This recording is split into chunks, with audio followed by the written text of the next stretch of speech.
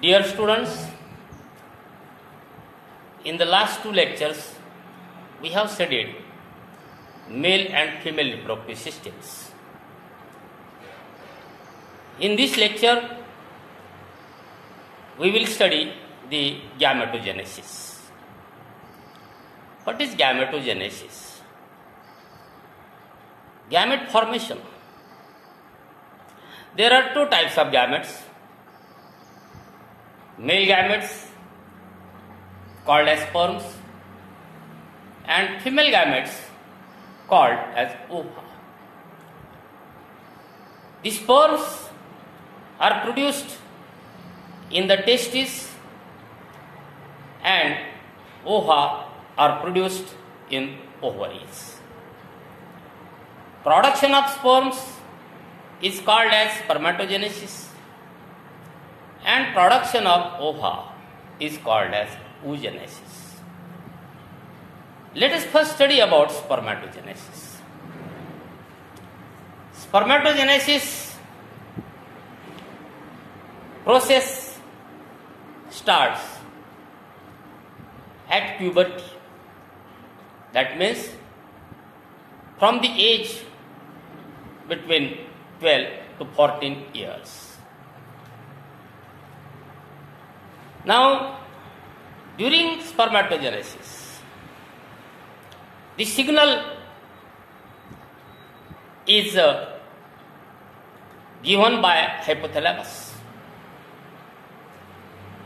Hypothalamus releases one hormone, GnRH, gonadotropin releasing hormone. This hormone stimulates the anterior pituitary to release two gonadotropins, one LH and the other one FSH. LH, luteinizing hormone, FSH, follicle stimulating hormone. Hormone LH stimulates the Leydig cells or the interstitial cells in the testes for producing hormone androgens. Androgens are a group of hormones, male hormones, and the main androgen is testosterone. These androgens stimulate the germ cells or spermatogonia of the testes to undergo further process of spermatogenesis. In this process of spermatogenesis, the spermatogonia which are present in the seminiferous tubules of the testes are diploid cells. A large number of spermatogonia are produced from the germinal epithelium. Many of the spermatogonia undergo further development to form primary spermatocytes. So this development is nothing but slight enlargement in size. Each primary spermatocyte is a diploid cell. It undergoes meiosis first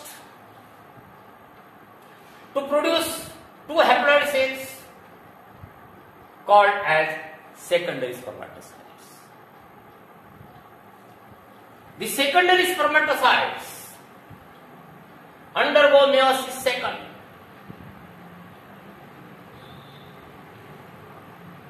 in which each secondary spermatocyte produces two cells called as spermatids. So, both secondary spermatocytes in all produce 4 spermatids. Secondary spermatocytes are haploid cells. Spermatids are haploid cells. Because there is no change in the chromosome number during meiosis. Chromosome number is reduced to half only during meiosis first. Now, these spermatids undergo metamorphic changes, leading to the formation of active spores. Each spermatid undergoes elongation. Its Golgi complex produces the acrosome. The centrioles divide and are differentiated into proximal and distal centrioles. Distal centrioles give out axial filament. The mitochondria of the spermatid becomes spiral, and thus each spermatid develops into an active elongated spore. So this is about spermatogenesis. Now let us study about oogenesis.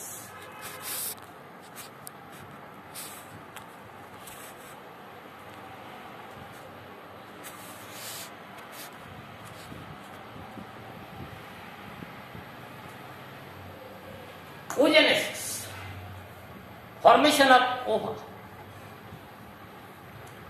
The process of oogenesis starts in the fetal ovaries. That means in the ovaries of female fetus when it is present in the uterus of her mother. Now, in the fetal ovaries, the germinal epithelium becomes active and produces a large number of oogonia.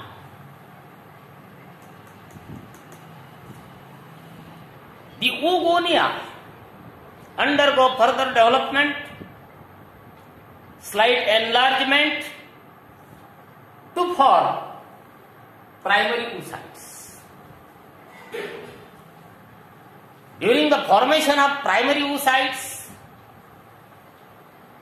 the oogonia start meiosis first, which is arrested at prophase first.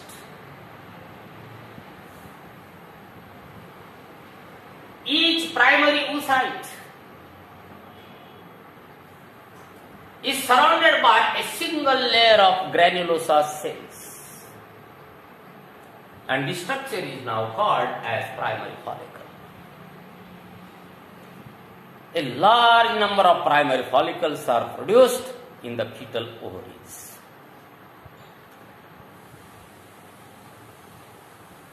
Now, at birth, there are about 60 to 80,000 primary follicles in each fetal ovary. The number remains the same at about puberty.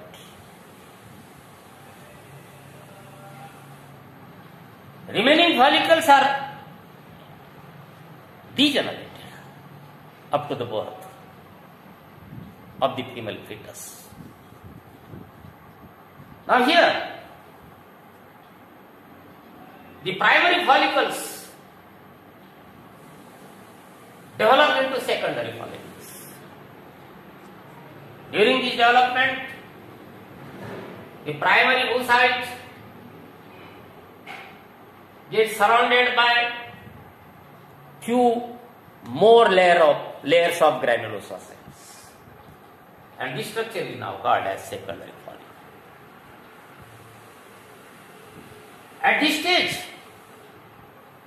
primary oocyte completes its meiosis first and produces two haploid cells of unequal size.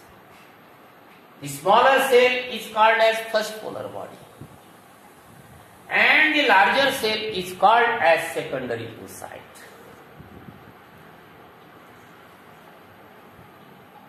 The secondary oocyte is now surrounded by more layers of granulosa cells.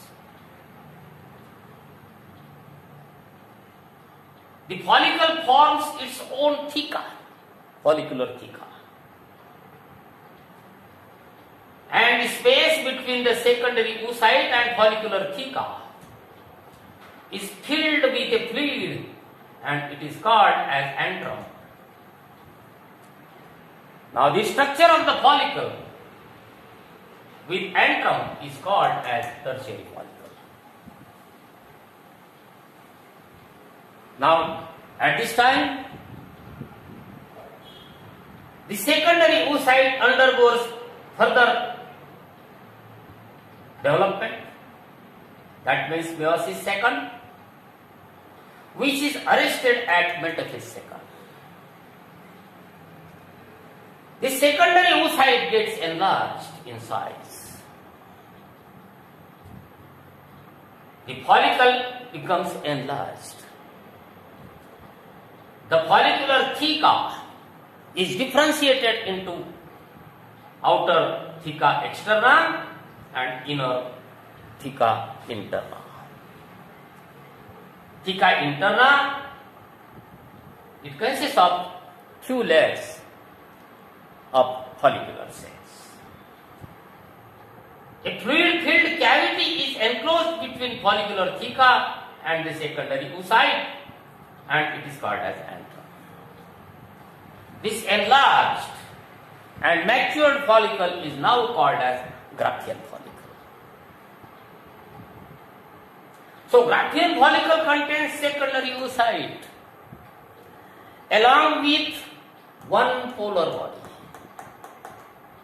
This polar body is not separated from secondary oocyte, but this polar body is situated in the zona pellucida or perivitelline space, you can say. The space between vitelline membrane and zona pellucida, it is called as perivitelline space. So this first polar body is situated in the perivitelline space. And this Graafian follicle then ruptures on 14th day of menstrual cycle. When it ruptures, the secondary oocyte along with first polar body is released out of the wall of the ovary. This process is called as ovulation. After ovulation, within 24 hours,